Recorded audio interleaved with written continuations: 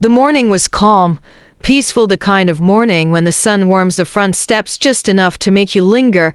I had just finished watering my rose bushes, enjoying the quiet, when the iron gate rattled open so abruptly it made me flinch. Tara stepped inside without so much as a greeting or a glance at the flowers she usually complimented.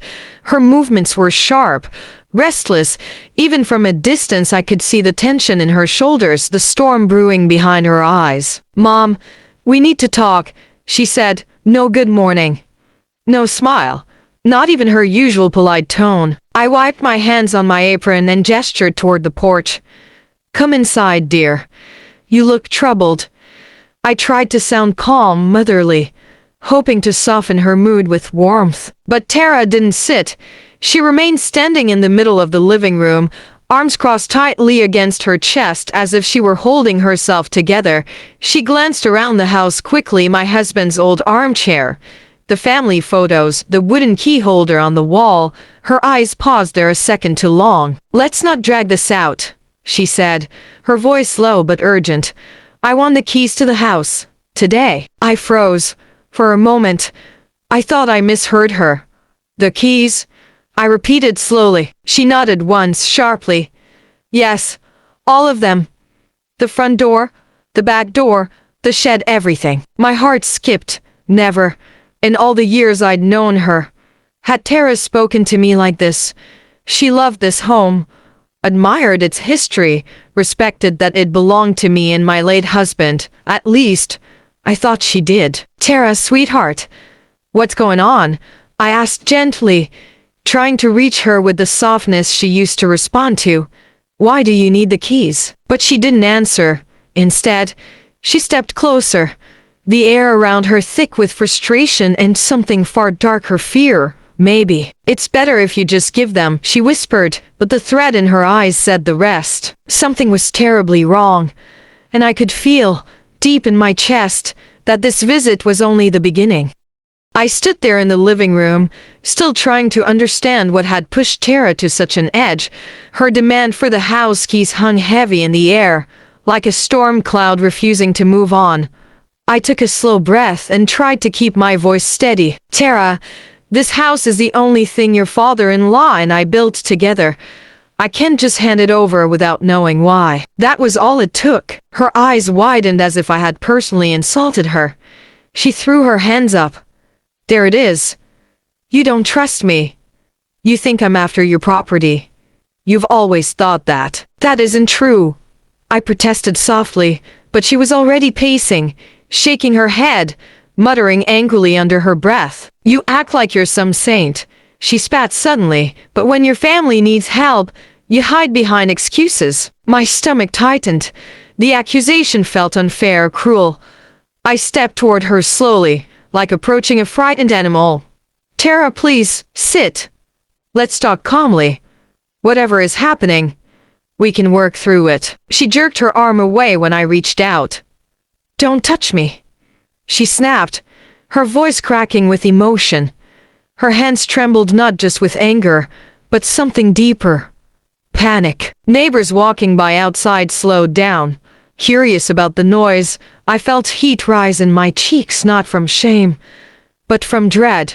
Something was spiraling out of control. "Tara, you're scaring me," I said honestly. "Good," she barked. "Maybe that will make you listen." Then, in one swift, shocking moment before I could even blink, her hand flew across my face. A sharp, burning sting exploded on my cheek. I gasped and staggered back, pressing my palm against my skin.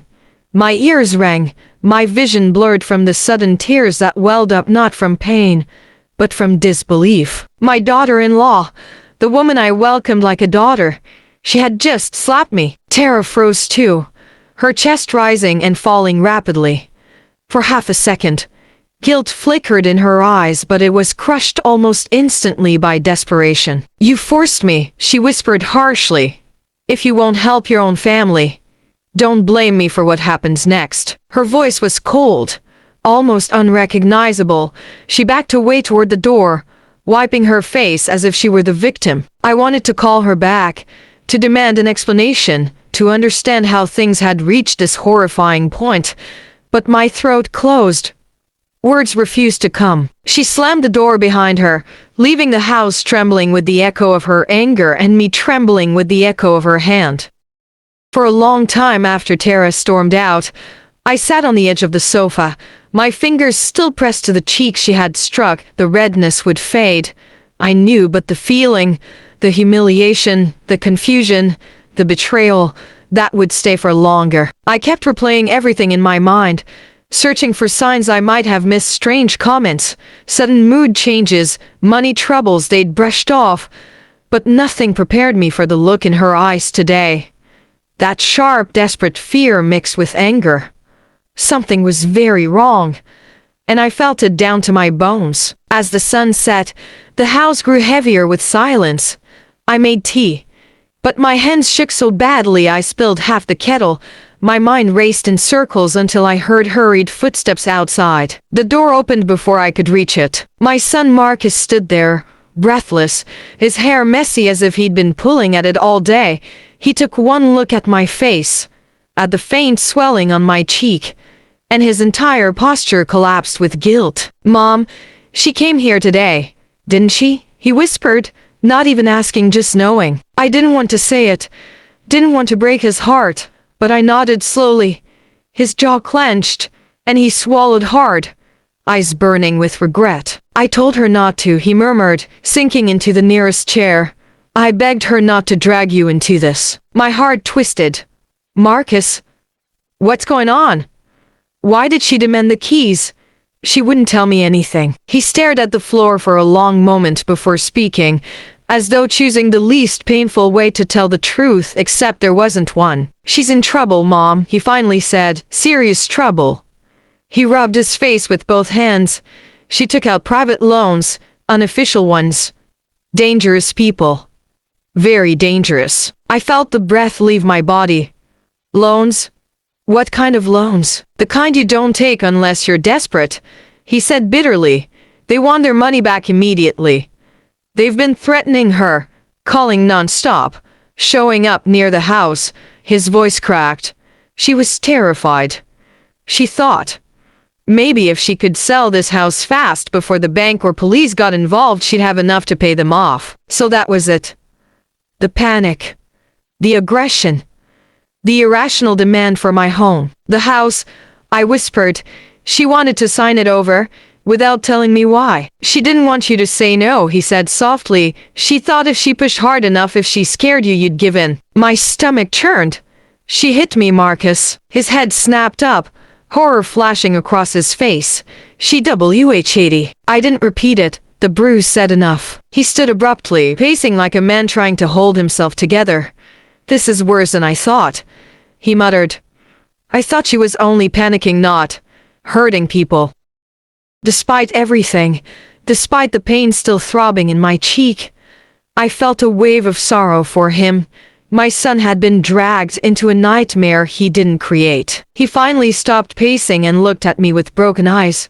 "Mom, I'm sorry. I should have told you sooner. I should have protected you." I placed my hand lightly over his. "You're here now. We'll face it together." But deep inside, I knew that Tara's desperation had cracked something in our family, and the consequences were only beginning. Next morning, I woke with a dull ache on the side of my face and an even heavier ache in my heart. I barely had time to prepare myself for the day when the front gate creaked again. Slow, hesitant steps approached the door. I knew it was her before I even opened it. Tara stood there, eyes swollen, makeup smudged, looking nothing like the fierce woman who had slapped me the day before. She clutched her hands together as if trying to keep herself from falling apart. "Can I talk to you?" she whispered. I stepped aside and let her in. Though my stomach tightened at her presence, she hovered in the hallway, unable to meet my eyes. "I'm sorry," she finally said, her voice breaking. "I didn't mean to hurt you. I was desperate. They said they'd come for me if I didn't pay by the end of the week. I didn't know what else to do." Her words trembled, but something inside them felt rehearsed, almost like she was reciting what she thought I wanted to hear. Desperation. Yes, but also manipulation lurking beneath. "Tara," I said calmly, "you crossed a line. I may forgive you, but I cannot ignore what you did." Her expression shifted quickly, remorse twisting into irritation. "So you still won't give me the keys? You'd rather see me dragged away by thugs?" Before I could respond, footsteps echoed behind me. Marcus stepped out from the kitchen doorway. He must have stayed overnight without me noticing, guarding the house like a silent sentinel. "That's enough," he said firmly, his voice unrecognizably stern. "Mom is not giving you her house. Not today, not ever. And you're not handling this alone anymore." Tara blinked in shock. "Marcus." "No," he interrupted. "We're going to the police. And you're getting real help. But you're not threatening or hurting my mother again." For the first time, Tara looked truly frightened, not of me, not of loss, but of the consequences she could no longer outrun. The days that followed felt strangely quiet, as if the house itself were trying to recover from everything that had happened. Marcus stayed with me, refusing to leave me alone even for a night. I protested at first, but truthfully, having him near brought me a kind of comfort I hadn't realized I needed. Tara didn't come back, not immediately. Instead, she sent a long message late one evening. I hesitated before opening it, my heart pounding with a mixture of fear and exhaustion. The message was rambling, scattered, part apology, part justification. She admitted she'd made terrible mistakes, confessed she'd been ashamed to tell Marcus the truth, and said she felt cornered by the loan sharks until she saw no way out. But woven between the lines were subtle attempts to excuse her behavior, to soften what she had done to me. "I was scared," she wrote. "I didn't mean to hurt you. I just couldn't think straight." I sighed, reading her words again and again. Fear could push people to dark places, but raising her hand against me, manipulating me, demanding my home, these were choices she made, choices she had to answer for. I responded simply, "I forgive you, but things have to change." Marcus helped her report the threats to the police. They connected her with a counselor and advised her on safer financial steps. The loan sharks backed off once authorities intervened, thankfully, before things escalated further. But trust? That was another matter. I changed the locks, not out of spite or punishment, but out of self-preservation. I needed to feel safe again. I needed to reclaim my home, my peace, my boundaries. When Tara finally returned in person weeks later, she stood on the threshold, hesitant, almost humbled. She apologized again, this time with sincerity that didn't feel watered down by excuses. I accepted her apology, but I didn't invite her in, not yet.